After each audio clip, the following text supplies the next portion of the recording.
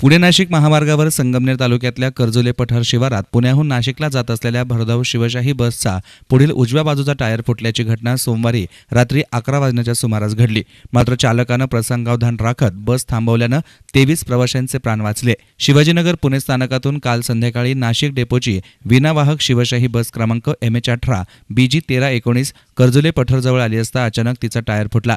त्यामुळे बसचा बॅलन्स बिघडला। चालक भगवान पवार यानं प्रसंगावधान दाखवत हेलकावे खाणारी बस थांबवली आणि पुढील मोठा अनर्थ टळला।